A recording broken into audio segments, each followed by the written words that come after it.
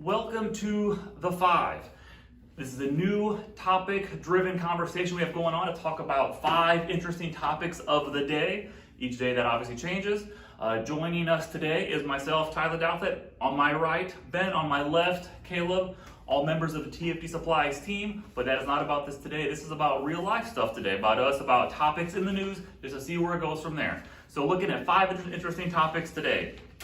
One thing, starting with basic real life pop culture. I'm sure you guys are super thrilled, but you heard about Meghan and Harry having their new baby? I did not. You did not hear about that? No. You heard about that?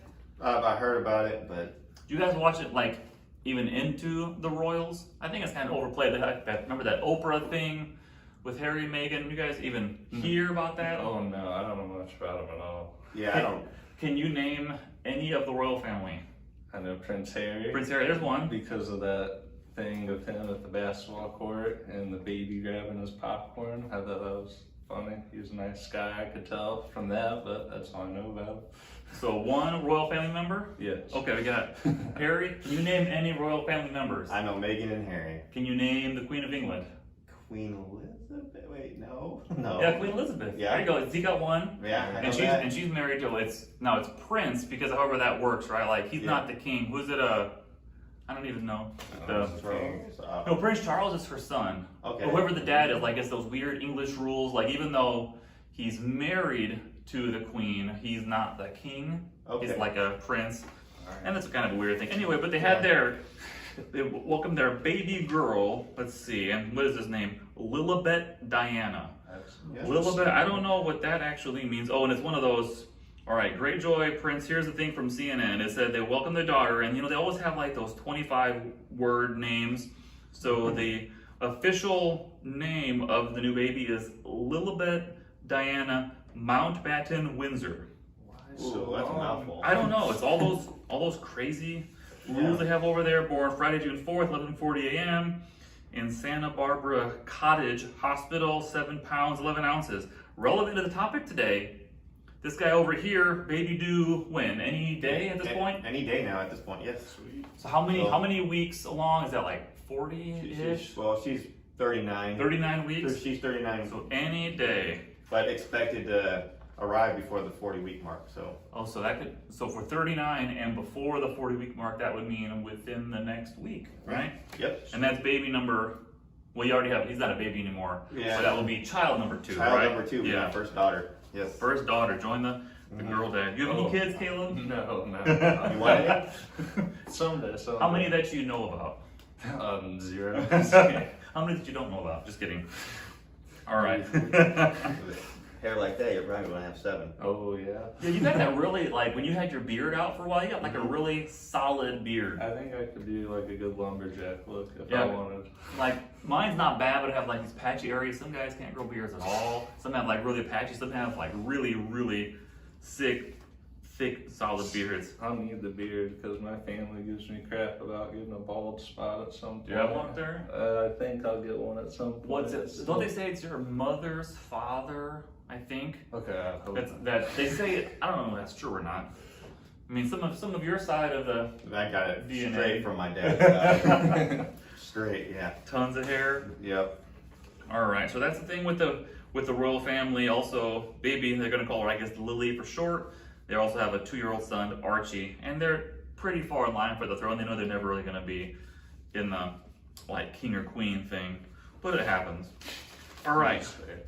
Number 2, we'll come back to the sports world, which I don't know a whole lot about, but I get this one email talking a lot about sports and the business side of it. So I guess the Dallas Cowboys recently were the most valuable franchise in all of sports. Anybody want to guess what they were recently valued at? The Dallas Cowboys. over $1 billion. A couple billion, maybe. $5.7 billion. Holy. So a lot, right? Yeah. And they just have a fairly, it doesn't say here how new the stadium is, but they have a $1.15 billion stadium, which is an 80,000 seat capacity, the largest covered stadium in the world. And they got a place next to it, I guess, a 90-acre headquarters, a $1.5 billion headquarters called the Star, which includes a 16-story hotel, private club, Hall of Fame, stores, restaurants, and event space, and that's football in Texas, right? That Yeah, sounds they have fun. more amenities than wins every year. Yeah. How do they do these days? I don't really follow. Like, how are the Cowboys? They're a good 8-win team. Yeah, they're like the Rams were a few years ago. Have they? They haven't won anything in the No, Super Bowl in a while, Not right? in a very long time. No. Last Super Bowl was back in the 90s. I want to say Maybe 95. like- Was it? I think it was about 95. So 20, 25 years. Yeah. Wow. They have a cool stadium. Yeah, Sounds like a but great they got a stadium. cool stadium, and that's the only thing that matters. I so. think they have the biggest TV like screen. Yeah, that big Yeah. jumbotron, right? I remember when it like debuted, people like stand there and then they pan back, and it's super taller than them and everything. Yeah. Let's see, in Real Madrid, that's soccer, right? So Spain. they in Spain, yeah, Madrid, Spain, right? Geography. They have plans for a 700 million refurbishment, I guess, like enhance their place, which includes a casino, fine dining museum, and shops. So a casino in the same place they play sports. See, Jacksonville Jaguars, right? Football, Florida. They have what they're calling the Stadium of the Future. The first planned step is a $441 million facility next to their current stadium, designed as a practice space that also offers fan experiences. And that's like a constant thing, because as all these fancy cameras and technology evolve, you gotta have, I think, more incentive for people to go there, because you can sit at home for far less money with your feet up in AC all the time versus going there, right? So it's the experiences, I think, is a big side of that. Like you guys watch sports? Yeah. Yeah. Is it more in? I mean, soccer. I know that skews outside of the country, so it's not like, oh, let's just pop in for a game. But like pre-COVID, I mean, would you enjoy, Ben, like watching the Cubs play in the stadium versus like on the couch? Because some people say they'd rather watch it at home. I'd rather, honestly, any sporting event, I would rather be there, hands down. Why, like the energy? Yeah, there's Energy's something there. that nothing. Yeah, whatever TV or whatever you got in the living room, it's nothing in comparison to what you can see at the actual game. It's being there, it's like the atmosphere, the food, everything. Yeah, It's just, it's more beautiful. You know, you hear a lot of people that like to go to the beach because they like the view. Well, that's me with going to a baseball game. Do you think you can see better at the game than at home? You may not be able to see everything like you can, like, you know, in HD where you have the camera that follows the ball and sees every move. But like, even that, with that being said, I think it's still better being at the game, because you're actually there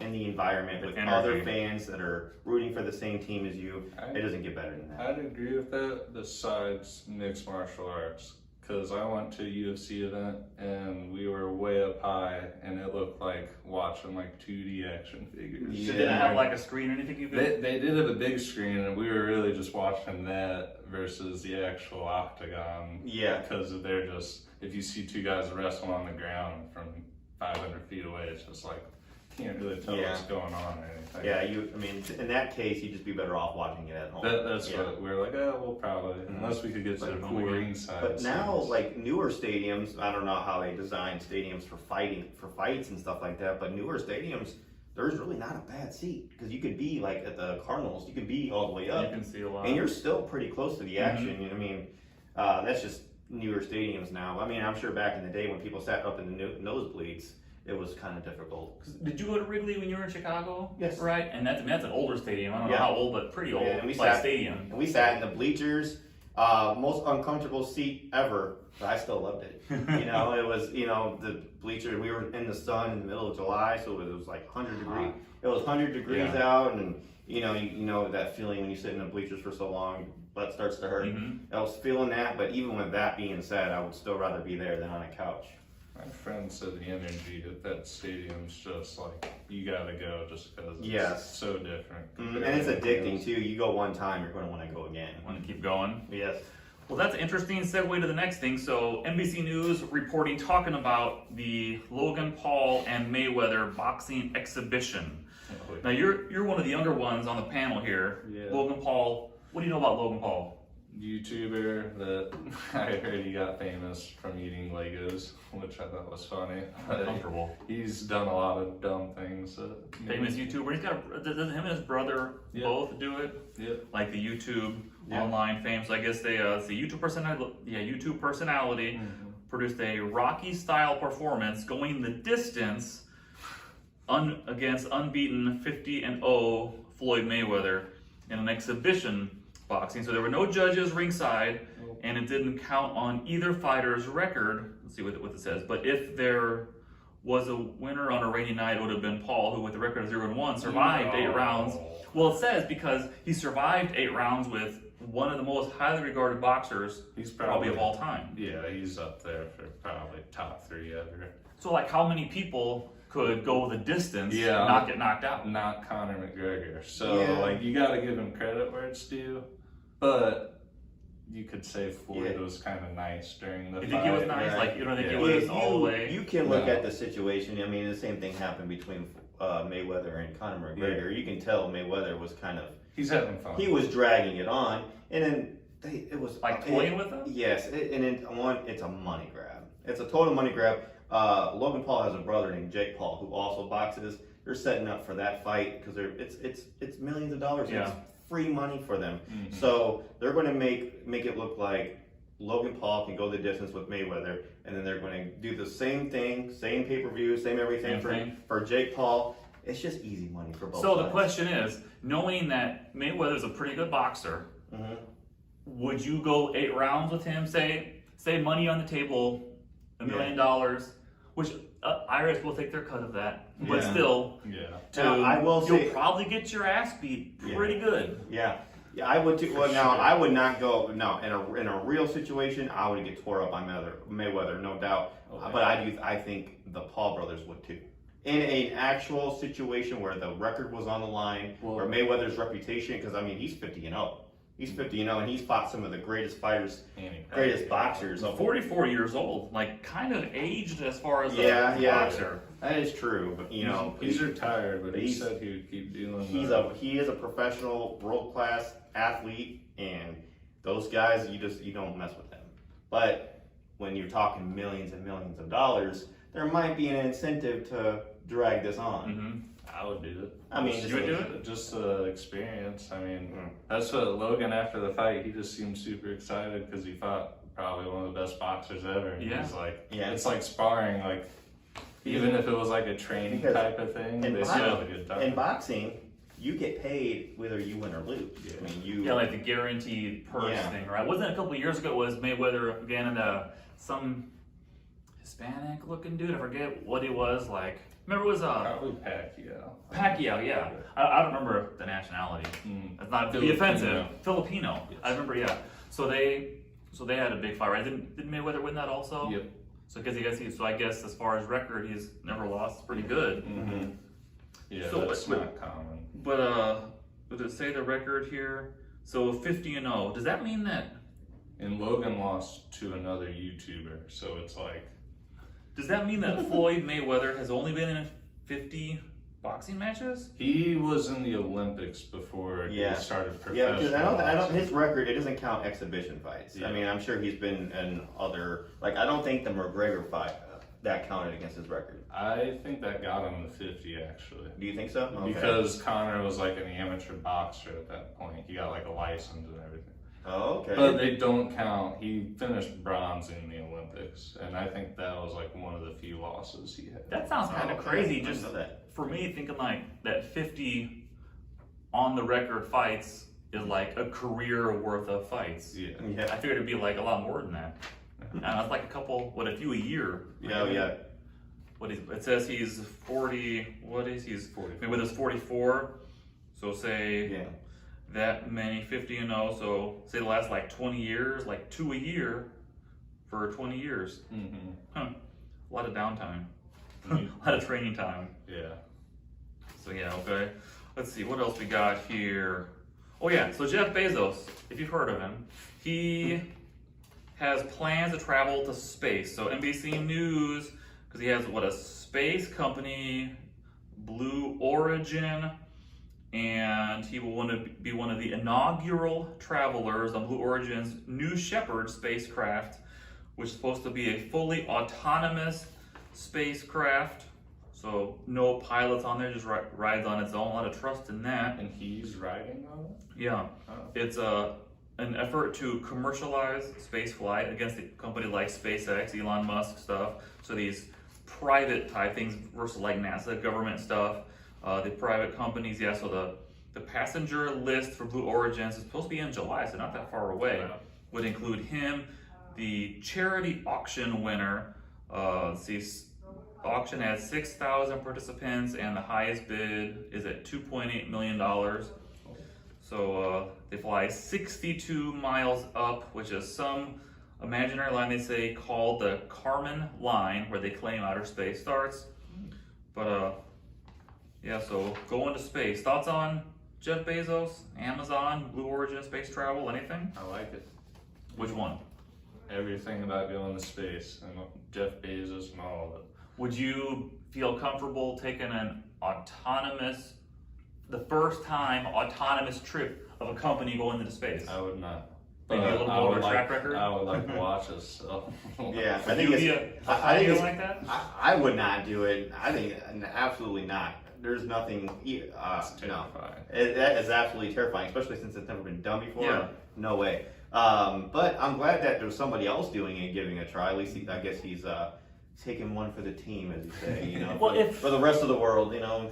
Yeah. If it's his company and you want people to trust it, it probably helps if Yeah. you are willing to do it yourself. Yeah. Well, they say, like, I don't have the exact numbers, but how much it costs, like, to deploy a space shuttle, and with essentially taxpayers footing the bill for things like NASA, that they say you can do it a lot more economically, and if you can have some kind of competition in there between SpaceX or Blue Origin, is that what it said? Mm-hmm. Yeah, Blue Origin or whatever other company might help maybe push technology or help prices go online, because I think inevitably space travel and like a commercialized passenger thing eventually is going to be a real thing. Yeah. Other planets, space stations, all of that eventually is going to be a thing. Yeah. I mean, it's got to be no different from when the Wright brothers, when they flew the first plane, you know, Yeah. like being the first ones to ever do that. That's got to be. I mean, that's bravery. That is you know? cool and your piece of history. You know. Now, if say Mars was able to be like colonized on, and you could take a rocket, get there with food and everything, live there, and get back if you wanted, would you do that? Or Me, I Probably not. I enjoy where I'm at too much for that. I mean, I like to travel and stuff, but I want to stay on the planet. Mm-hmm. I'm good with the planet. If it was just me, maybe Yeah. like Just with like the a little family, vacation. that side of it, because with the time involved and inherent risk of space travel, Yeah. I don't think I would be okay to sign up for something like that. If I was 25 and single, Right. it'd be a very interesting opportunity. Yeah. I've seen Apollo 13 way too many times. So many things could just go wrong. And what is it? You never want to travel with Tom Hanks, Yes. because like every movie he's in, there's always some kind of crash. Yeah. That's a problem. That's probably the next Tom Hanks movie right I there. feel bad for Rita Wilson having to travel with that guy, 'cause you never know what's going to happen. Yeah. Right.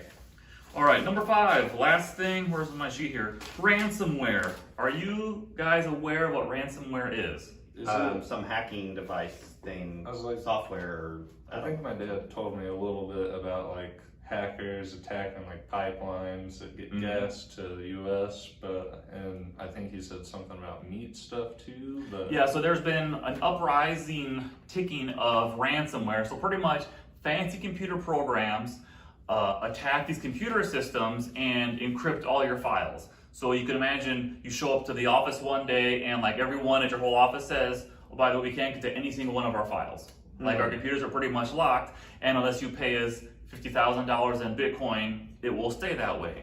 Or bigger companies that might have deeper pockets might be like they said, the oil pipeline, they paid like $5 million pretty much to unlock their files. And that's interesting in a lot of ways because it makes you realize, one, wars in the future are not going to be fought soldier to soldier. They're going to be, by the way, you don't have any power anymore because we have your whole system locked up unless you surrender to us or that. And not to mention that really doesn't work well in the system of ransomware unless you have things like cryptocurrency, because if you're going to send a bank wire, you have a lot more idea where it goes than someone sending Bitcoin. You kind of end up on some ledger somewhere. Yeah.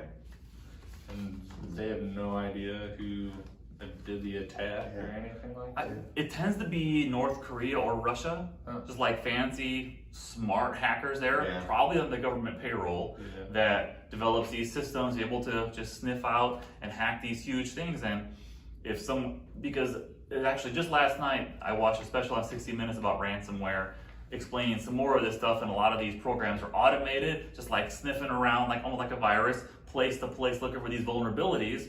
Because we're in St. Clair County, Illinois, right here, and just last week there was a ransomware attack where like some private information, they didn't really specify what, but off these county computers, network stuff, got hacked and released, and they took everything offline to try to prevent it. But and that happens too it happens for people too. You imagine like go to your phone or your computer and then like send us $10,000 in Bitcoin or else everything you've ever known is gone. And it really is it's like a strange new world of those kind of attacks. It's going to be a lot more commonplace. It sounds like they need to get a hold on the Bitcoin situation. They need to figure out how to navigate that or how to control that better, I guess. Wait, was it on Bitcoin? Yeah. Oh, okay. Pretty much sending payments in Bitcoin, and that's the other crazy part too, because you got these probably old white dudes that are being told to pay money in Bitcoin, saying, "What is Bitcoin?" Yeah. No idea. Right. You guys have any Bitcoin? Yes. Yeah. I do not. Ethereum, NFT, that's a big, huge part of that. Yeah. No Bitcoin, no NFT. I got Decentralized currency. And I think eventually, because it was a week or two ago, like there was a big dip in cryptocurrency value, because I think China said like, the banks here can't deal with that at all. So it was the whole thing. But I think decentralized currency is really, really powerful when you think about it, because if you look at one thing that really keeps people in line with the government is having control over the money, what it's worth, how easy it is to get or not get, like ATMs, credit card swipes, all of that. They control a lot of that. And if you could like decentralize currency or have money that you could spend in any country, and not only this, like how ridiculous is it in 2021 where you could like Venmo somebody and they get paid within like 5 seconds, that even like a bank-to-bank transfer might take a day. 5 days. Yeah, doesn't that seem ridiculous? Yeah. Like how is that? And it's a fine-tuned system, but it seems so antiquated by today's standards. And then you look like international stuff, and it's even more ridiculous. It's like, you just got so much delay. But if there's one thing that would really get in the way, because it hasn't happened here yet, but the government loves to stick their nose in things, and I guess like Bitcoin, I think what the government likes to do a lot is, if something can be used by criminals, then the whole thing should really be regulated or taken away. And there's so many useful and legitimate things for Bitcoin and being able to, because like escrow services would essentially be taken out, because if you could verify money was sent and received, like it wouldn't take other people like, oh, are they gonna rip me off, because who knows if they got it or not. Yeah.